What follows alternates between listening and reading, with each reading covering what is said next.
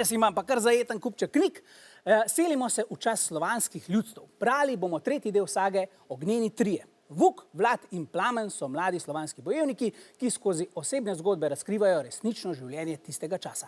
Hopa, spremljali sta jih Ajda in Maruša. Ajda, živijo. Tole pa je ena divja knjiga, ne?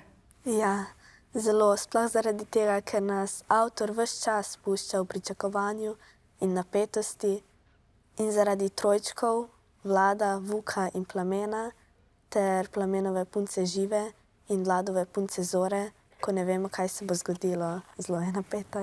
Ja, ti si prebrala 4 dele od 5. Moram reči, da je glede na današnji čas življenje Slovanov v 7. stoletju bilo zelo kruto. Vsaj, če mene vprašaš, se strinjaš?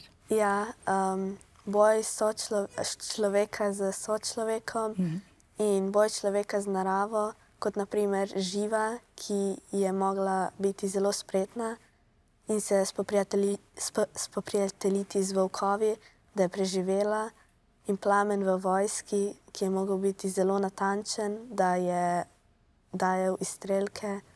To je zelo drugače kot danes, a ne? Ko imamo mnogo več stvari, mnogo več dobrin, kar pri roki, a ne? Ja, ker danes lahko samo gremo v trgovino in kupimo stvari, takrat pa je bilo veliko težje.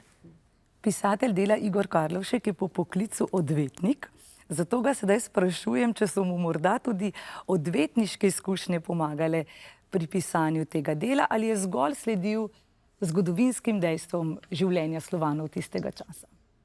Izkušnje iz odvetniškega poklica dajo zelo dobro podlago za razumevanje, kakšna je v resnici človeška narava in kako se ljudje odzovemo, ko so pred nami najbolj pomembne odločitve.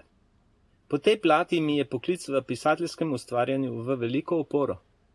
Vse ostalo pa je plod premisleka in pridobljenih podatkov o življenju v tistih časih v literaturi. Največ pa prepustim domišljiji, ker v resnici pišem o izmišljenih junakih, ki jih nikoli ni bilo. Hvala lepa, Igor.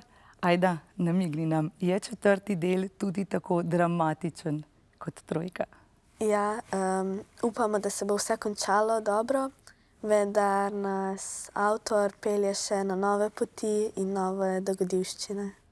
Ki jih seveda vsi skupaj komaj čakamo in se jih zelo veselimo. Hvala lepa. Veselimo pa se tudi vprašanja. Dobro poslušajte. Knjiga opisuje življenje Slovanov v 7. stoletju. Katero glavno razliko med življenjem takrat in danes poudarita sogovornici? A.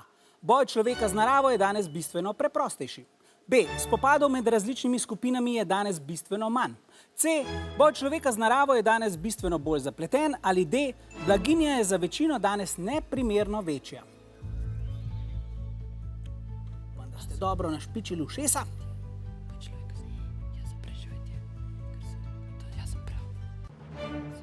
In dobili smo 2 odgovora. A. Menite, da je boj človeka z naravo danes bistveno preprostejši? Ja, v prispevku sogovornici povesta, da je bilo nekdaj življenje bistveno težje, danes pa po vse osnovne potrebščine lahko skočimo v trgovino. Pravilen je bil žal odgovor D. Tokrat nič točk